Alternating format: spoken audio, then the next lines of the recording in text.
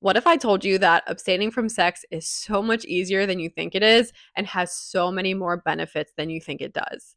Today, I am officially 1 year abstinent, and some of you may be like, oh my gosh, I could never go 1 year without having sex. And some of you might be like, that's nothing. I haven't had sex in 5 years. And both may be true. Everybody has different experiences.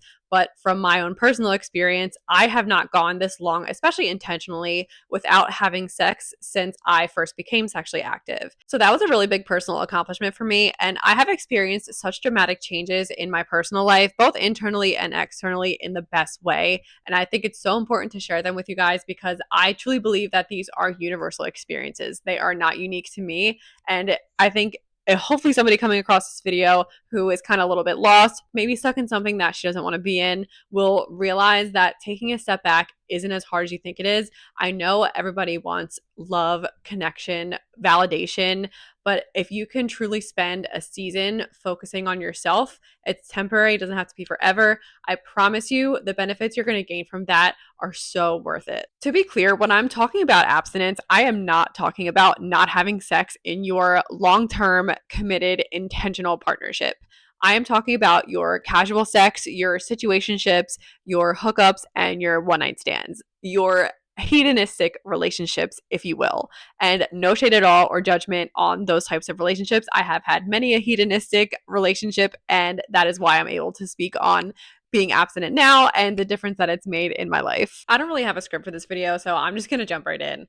If you are engaging in casual sex in a situationship, in one night stands, anything of that nature, you are distracted. If you have life goals, even if, regardless of the goals, even if you just don't know who you are yet, and you're sitting there at your job and you're just unsatisfied, you have this unsettled feeling in your stomach, you know that you want to do something else, you know you want to be a content creator, you want to switch careers, you want to move to this certain city, and instead of making moves on the weekends towards doing those things outside of your normal day-to-day responsibilities, you're going and hooking up with this guy.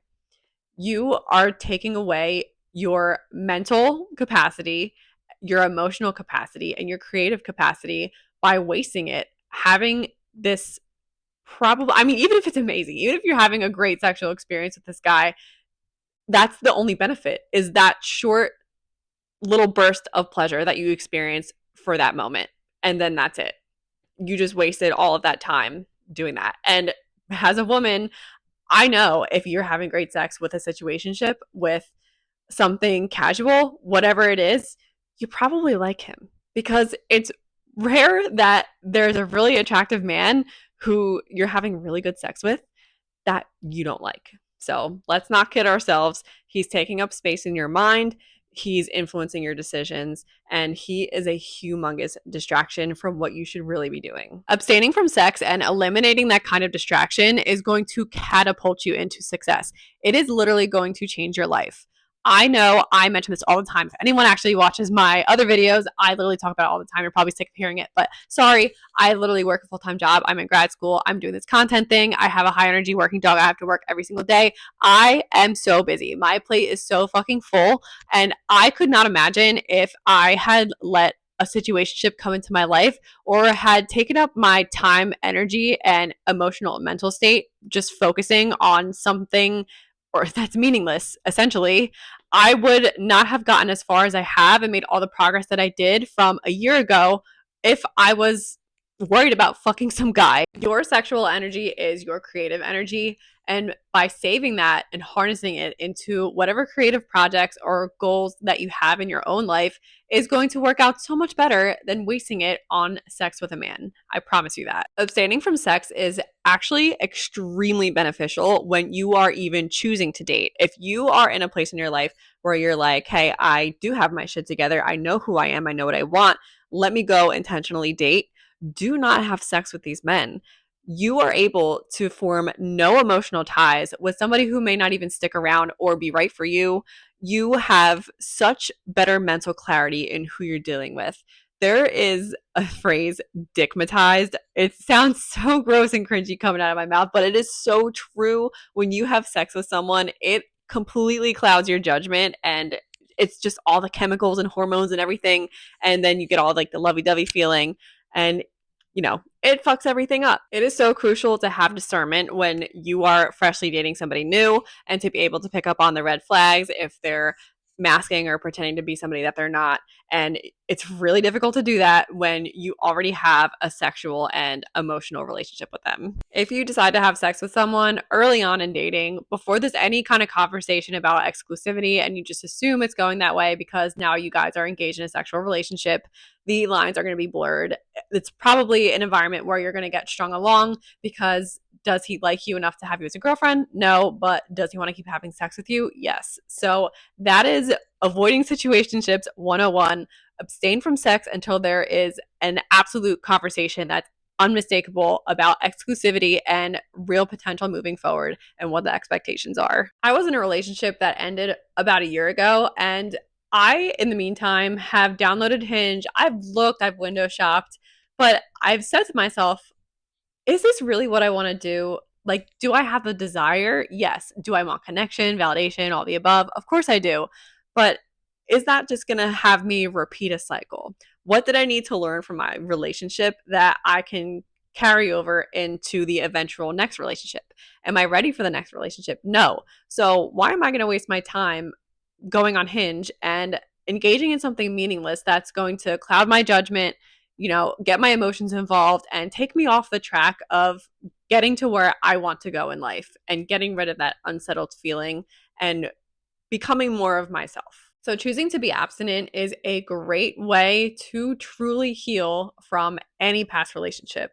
You just have to, unfortunately, sit with the uncomfortable feelings, and you can't use another person and other sexual experiences to fill that void or to mask that pain you're experiencing from the loss of the relationship. You just have to go through it. And by doing that, doing it the hard way, the right way, you're going to come out so much better for it. You're not going to get off of your track of becoming the person you want to be. And instead, you're avoiding getting involved with somebody that you're not supposed to be with, somebody who may not treat you right, and repeating a cycle all over again just to experience the same heartbreak with somebody else. Being abstinent is one of the most peaceful experiences I have ever had in my life.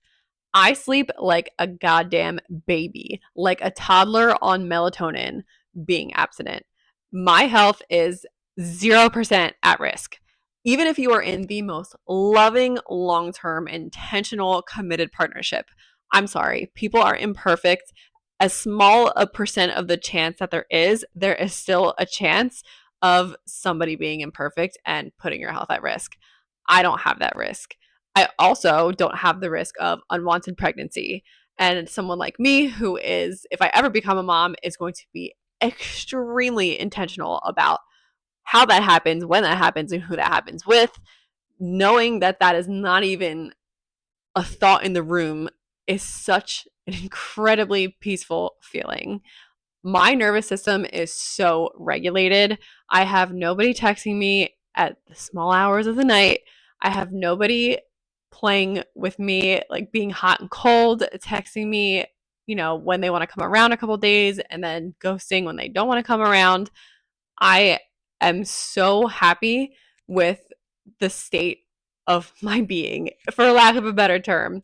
I'm just so at peace. And anyone who has been abstinent or even just has stopped dating for a little period of their life will attest to this. Like, it is such a crucial thing to do when you need to regulate your nervous system and you need to take a step back, gain some mental clarity, and protect your health, protect your wellness, and protect your mental and emotional state. Being able to experience this level of peace also, like, secondhand teaches you how to decenter men and enjoy your life without having a romantic component involved. And I think that's so important for especially women to take a step back from all that programming we went through as little kids with our Disney princess movies and all of that bullshit, teaching us that the end goal in life is to get married, to know that that's not true and know that the goal is nervous system regulation and is peace and fulfillment.